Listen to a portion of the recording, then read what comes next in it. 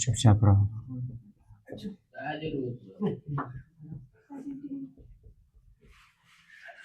धातु एवं अधातु।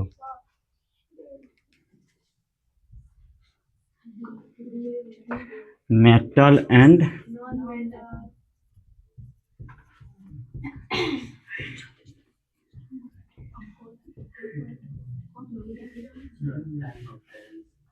ध्यान समझो।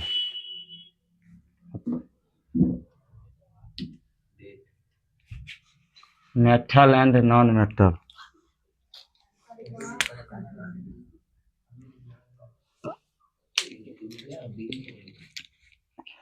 कल हम लोग देख लिए थे धातुओं के भौतिक गुणधर्म भी देखे थे। धातु के गुणधर्म देखे थे ना, तो वही होता है भौतिक गुणधर्म। चलिए आज देखेंगे धातुओं का रासायनिक गुणधर्म। अधातुओं के रासायनिक गुणधर्म। अधातु के रासायनिक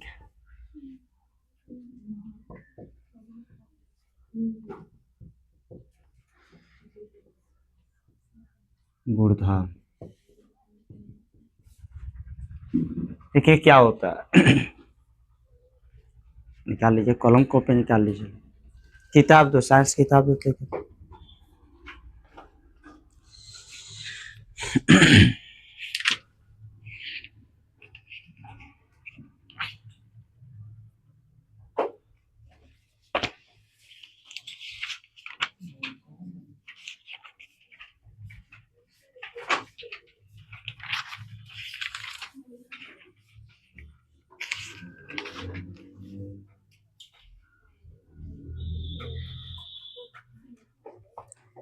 चलिए देखिए समझिए। कह रहा है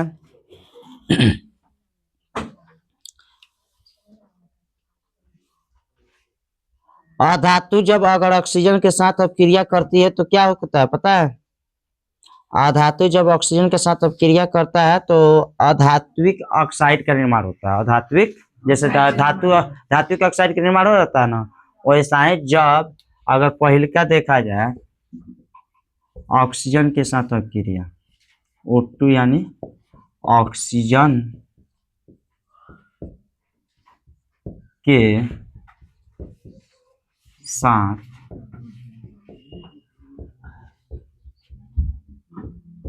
अभिक्रिया। कहने का मतलब जैसे धातु को हम अगर ऑक्सीजन के साथ अभिक्रिया करा रहे थे तो क्या चीज का निर्माण करा रहा था? धात्विक ऑक्साइड। तो वैसा है जब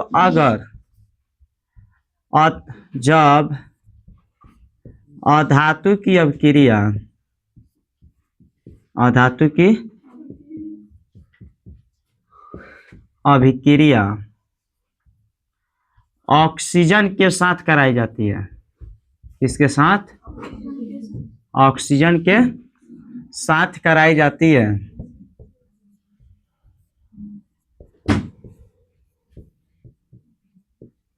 तो अधात्विक ऑक्साइड का निर्माण होता है। किसका निर्माण होता है? अधात्विक ऑक्साइड का निर्माण होता है। साथ में अम्ल का भी निर्माण होता है। धात्विक ऑक्साइड का निर्माण होता है। जैसे में अगर हम सल्फर ले रहे हैं, क्या ले रहे हैं जी? सल्फर को ऑक्सीजन के साथ अपक्रिया कराएंगे तो SO2 बनेगा, सल्फर डाइऑक्साइड।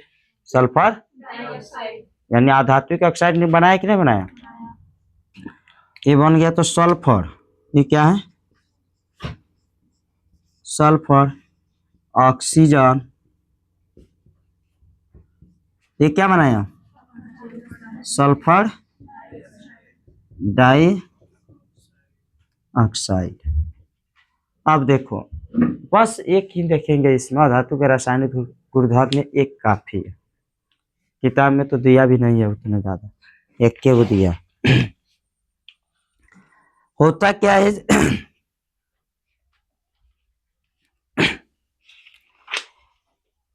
कह रहा है धातु एवं अधातु कैसे अभिक्रिया करती है। पेज नंबर निकालो 51, पेज नंबर 51। कह रहा है ऊपर के क्रियाकलापों में आपने कई अभिकर्मकों के साथ धातु की अभिक्रियाएं देखी। धातुएं इस प्रकार की अभिक्रिया क्यों प्रदर्शित करती है। 9वीं कक्षा में अध्ययन किए तत्वों के इलेक्ट्रॉनिक विन्यास को स्मरण कीजिए। हमने जाना कि संयोजकता कोष में देखिए वैलेंसी निकालना, जैसे वैलेंसी आप लोग 9th क्लास में भी पढ़ेंगे, जैसे 9th को भी वैलेंसी शुरू होने वाला है। सही, तो आज के क्लास में चालू होगा कहानी परमाणु। आज एक देखते हैं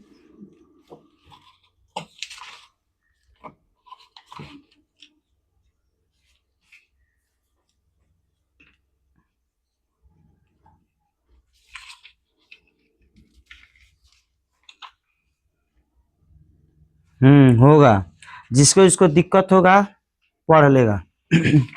वैलेंसी में जिसको इसको दिक्कत है, 9th की क्लास चालू होने वाली है।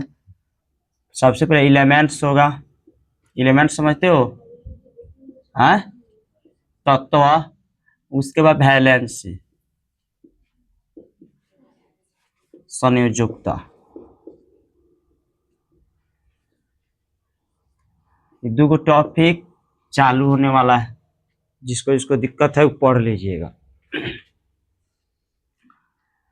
तो वही वैलेंसी कर रहा है, तो इसके बाद संयुक्ता निकालने को, और संयुक्ता में ही आता है आयनिक यौगिक आता है जी। कौन सी आता है? आयनिक यौगिक।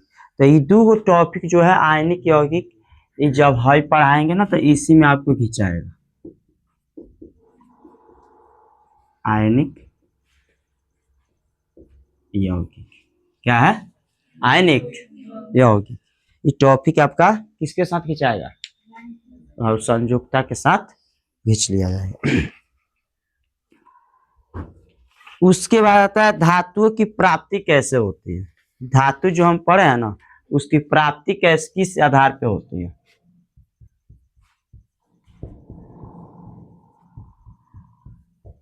धातुओं की प्राप्ति देखिए, तो पृथ्वी की भूपटटी धातुओं का मुख्य स्रोत है। मतलब पृथ्वी जो है ना, पृथ्वी समझते हो, पृथ्वी जो है धातुओं माने भूपटटी धातुओं का मुख्य स्रोत है। पृथ्वी किसे कहते हैं, कौन जानता है? पृथ्वी कहते कहा जाता है धरती को ना। तो पृथ्वी के ऊपरी सतह को क्या कहेंगे? क्या कहेंगे? पृथ्वी के ऊपरी सतह को मृदा कहते हैं। क्या कहते हैं? तो एक और टॉपिक उत्पन्न हुआ है, जो पृथ्वी जो है भूपटटी धातुओं का मुख्य स्रोत है। मतलब पृथ्वी के अंदर से धातु का मुख्य स्रोत है। मतलब धातु का जो उत्पादन होता है कहाँ से होता है? पृथ्वी के अंदर से। पृथ्वी के अंदर से धातु का मुख्य स्रोत है। अंदर, पृथ्वी के अंदर से धातु का उत्पादन किया जाता है। पृथ्वी के अंदर से क्या किया जाता है? बोलो कस के, धातु का उत्पादन किया जाता है। यानी पृथ्वी के अंदर से धातु को निकाला जाता है। पृथ्वी के अंदर से धातु को निकाला जाता है। समुद्री जल में भी सोडियम क्लोराइड, मैग्नीशियम क्लोराइड आदि जैसे कुछ विलय लवण उपस्थित होते हैं। ये भी बात याद रखिए, समुद्र से सोडियम क्लोराइड को और मैग्नीशियम क्लोराइड के लवण को भी उत्पादन किया जाता है। समुद्र से किस धातु का निकाला जाता है? तो क्या याद रखिएगा, समुद्र से सोडियम क्लोराइड, क्या? Sodium chloride. सोडियम क्लोराइड का सूत्र क्या होता है? एवं मैग्नीशियम क्लोराइड, एवं मैग्नीशियम क्लोराइड के लवण को, लवण विलय होते हैं। क्या होते हैं जी? विलय होते हैं। यानी समुद्र से सोडियम क्लोराइड और मैग्नीशियम क्लोराइड के विलय को निकाला जाता है, लौड़ को। तो पृथ्वी के भूपर्पटी प्राकृतिक रूप से पाए जाने वाले तत्व या यौगिक को खनिज कहते हैं। पृथ्वी के अंदर पाए जाने वाले प्राकृतिक रूप में, माने पृथ्वी के अंदर जो है भूपर्पटी का अर्थ हुआ, भूपर्पटी समझते हो क्या चीज को कहा जाता है? भूपर्पटी, भूपर्पटी का अर्थ समझते हो? भूपर्पटी पृथ्वी के अंदर, भूपर्पटी का अर्थ क्या हुआ? पृथ्वी के नीचे, पृथ्वी के अंदर यानी पृथ्वी के नीचे। देखे हो कोयला निकाला जाता है, जब कोयला निकाला उसमें से सोना मिलता है कि नहीं मिलता है? धातु मिलता है कि नहीं मिलता है? तो पृथ्वी के अंदर से ही धातु को निकाला जाता है, खनिज निकाला जाता है। तो पृथ्वी के अंदर से जो खनिज, मतलब पृथ्वी के अंदर से जो प्राकृतिक रूप में पाया जाता है, तत्व या यौगिक, कुछ न कुछ तत्व पाया जाता है, यौगिक पाया जाता है। यौगिक हो गया आपका कोयला, कोयला पाया जाता है ना। तो पृथ्वी के अंदर से पाए जाने वाले तत्व या यौगिक जो प्राकृतिक रूप का है, आखिर मानव रूप का है, प्राकृतिक रूप का है। तो पृथ्वी के अंदर से पाए जाने वाले, पृथ्वी के, वहां बेकार लिख रहे हैं, यहाँ लिख रहे हैं, पृथ्वी के अंदर पाए जाने वाले, पाए जाने वाले प्राकृतिक रूप में, किस रूप में? प्राकृतिक रूप में तत्व या यौगिक, तत्व या यौगिक, तत्व या यौगिक खनिज कहलाता है। क्या कहलाता है जी? खनिज कहलाता। देख तो किताबी परिभाषा याद हो जाएगा कि नहीं हो जाएगा? अगर पूछ लिया खनिज किसे कहते हैं तो क्या बताओगे?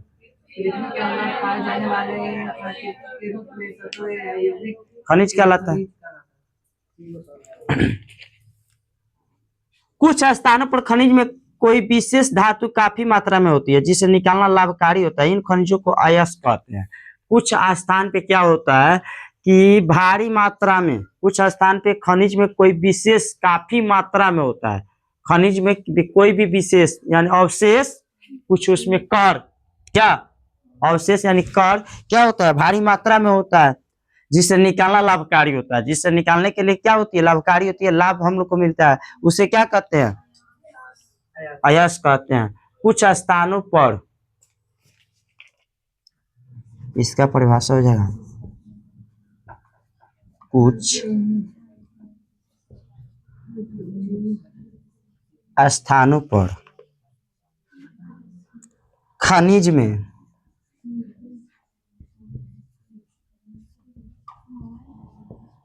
में कोई विशेष धातु, कोई विशेष धातु काफी मात्रा में होती है,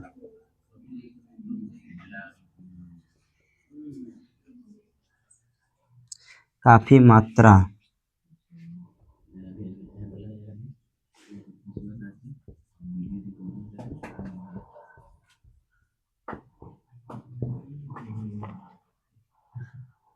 जिसे निकालना लाभकारी होता है।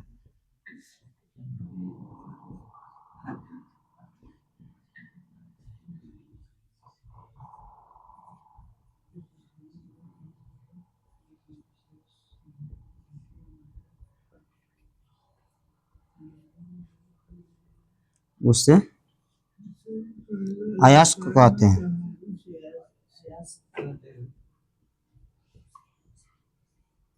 उसे क्या कहते हैं? अयस्क कहते हैं। तो अयस्क कहाँ से निकाला जाता है? खनिज से ना।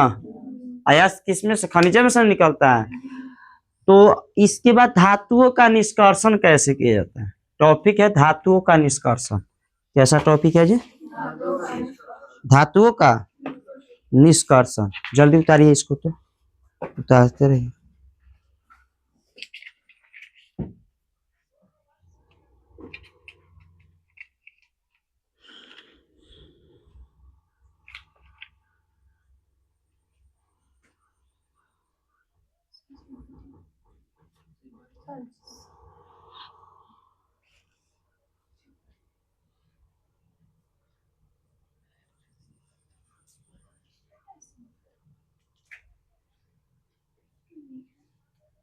इसको बाद में उतार लीजिए, वो पाना छोड़ दीजिए, आगे लिखिए धातुओं का निष्कर्षण, हेडिंग देख लिखिए धातुओं का निष्कर्षण,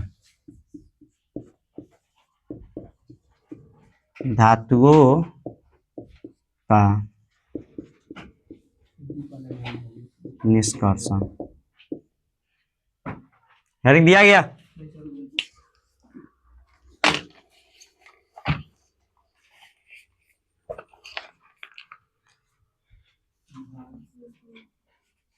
धातुओं का निष्कर्षण में लिखिएगा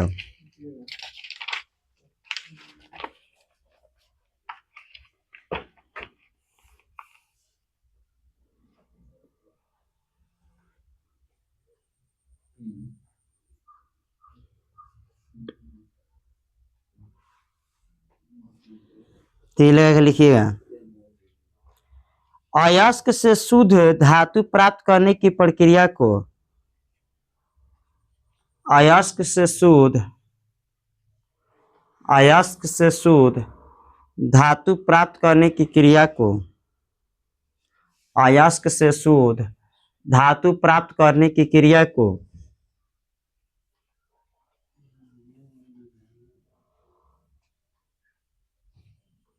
अयस्क से शुद्ध धातु प्राप्त करने की क्रिया को अयस्क से शुद्ध धातु प्राप्त करने की क्रिया को धातु कर्म कहते हैं, धातु कर्म कहते हैं।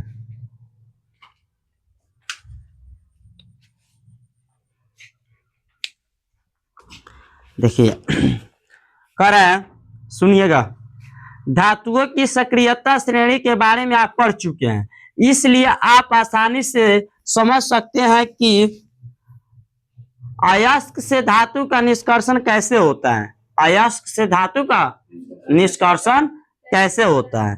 कुछ धातुएं भू प्रपट्टी में स्वतंत्र अवस्था में पाई जाती है, तो कुछ धातु अपने यौगिक के रूप में मिलती है। कुछ धातु माने पृथ्वी के अंतर स्वतंत्र रूप में पाई जाती है। किस रूप में पाई जाती है? स्वतंत्र रूप में। तो कुछ धातु कहाँ पे पाई जाती है? अपने यौगिक में पाई जाती है। कहाँ पे पाई जाती है? यौगिक में। सक्रियता श्रेणी में नीचे आने वाली धातुएं सबसे कम अभिक्रियाशील होती है। अगर सक्रियता श्रेणी में देखा जाए तो नीचे से आने वाली जितनी धातु है वो क्या होती है? कम अभिक्रियाशील होती है, कम अभिक्रियाशील। ये स्वतंत्र अवस्था में पाई जाती है। उदाहरण के लिए सोना, चांदी, प्लेटिनम और कॉपर स्वतंत्र अवस्था में पाए जाने वाले धातु हैं। अगर आपसे पूछ लिया जाए, बताइए जो कि स्वतंत्र अवस्था में पाए जाने वाले धातु कौन से है, तो क्या बताइएगा? क्वेश्चन लिखिए, तो यहाँ पे क्वेश्चन लिखिए, स्वतंत्र अवस्था में पाए जाने वाले धातु कौन से हैं? स्वतंत्र अवस्था में पाए जाने वाले धातु कौन कौन से हैं? स्वतंत्र अवस्था में पाए जाने वाले धातु कौन कौन से हैं?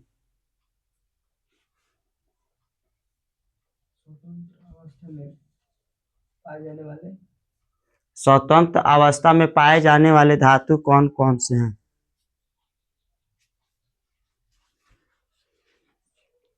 या कर आंसर लिख लीजिएगा। लिखिएगा अगला क्वेश्चन, कम अभिक्रियाशील वाले धातु कौन कौन से हैं? कम अभिक्रियाशील वाले धातु कौन कौन से हैं?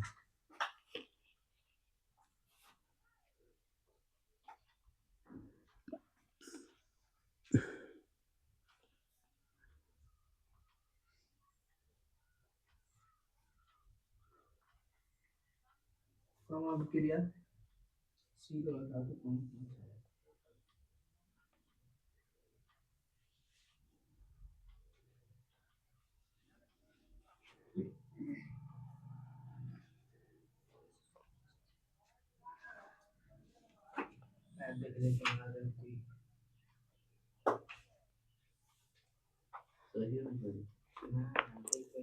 हो गया। तो एक कभी स्वतंत्र तत्व के रूप में नहीं पाए जाते। सक्रियता श्रेणी के मध्य में धातु जिंक, आयरन, लेड की अभिक्रियाशील माध्यम होती है। पृथ्वी की भूपटल मुख्यतः ऑक्साइड अयस्क है। देखिए कह रहे हैं जो कि जो पृथ्वी के अंदर पाए जाते हैं ना, 3 तरह से धातु पाए जाते हैं। कितने तरह से जी? 3 तरह से। एक होता है विद्युत अपघटन। कैसे होता है जी? विद्युत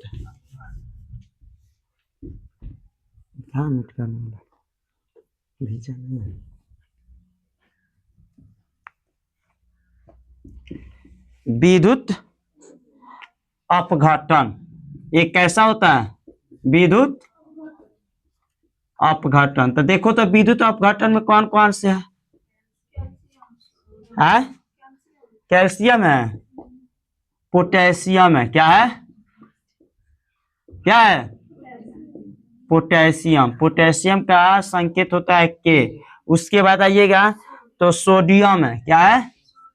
सोडियम है। उसके बाद कैल्शियम है।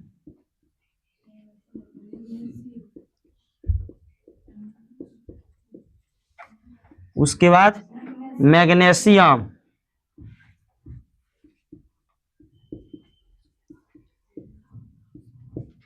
Mg एल्यूमिनियम है। ये किसके आधार पे है जी? किसके आधार पे है? विद्युत अपघटन। विद्युत अपघटन हुआ अगर कार्बन के उपचयन, कार्बन के उपयोग से अपचयन, कुछ कार्बन के उपयोग से बनता है। किसके उपयोग से जी? कार्बन के उपयोग से अपचयन, उपयोग से अपचयन, कार्बन के उपयोग से अपचयन। तो देखिए कार्बन के उपयोग से कौन कौन से धातु निकाला जाता है? सबसे पहले जिंक। क्या निकाला जाता है? बोलो। जिंक। कार्बन के उपयोग से क्या मिलता है? जिंक। ओकरा बाद आयरन। क्या है? आयरन। उसके बाद लेड है, सीसा।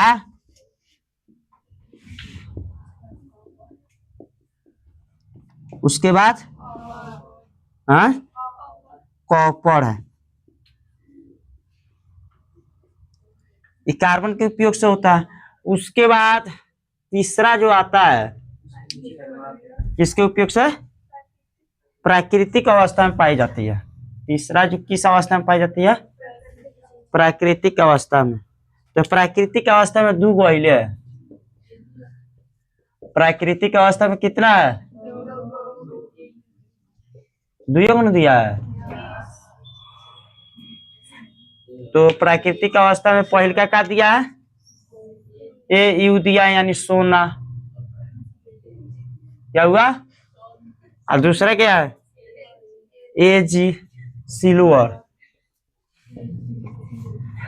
AG सिल्वर हो गया। हाँ, AU सोना, सिल्वर। कोई दिक्कत है? तो धातुओं का निष्कर्षण किसके आधार कितने चीजों के आधार पर किया जाता है? 3। एगो विद्युत अपघटन के आधार पर, एक कार्बन के उपयोग के आधार पर, एक प्राकृतिक अवस्था में पाया जाता है। तो तीनों का नाम लिखवा दिया गया।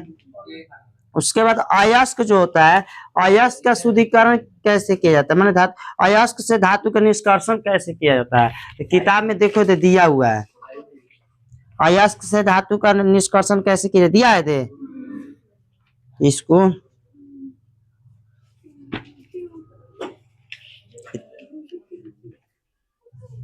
चलिए इतना उतार लीजिए, इसको उतारिए। उसके बाद एक और पढ़ के फाइनल उतारो ना।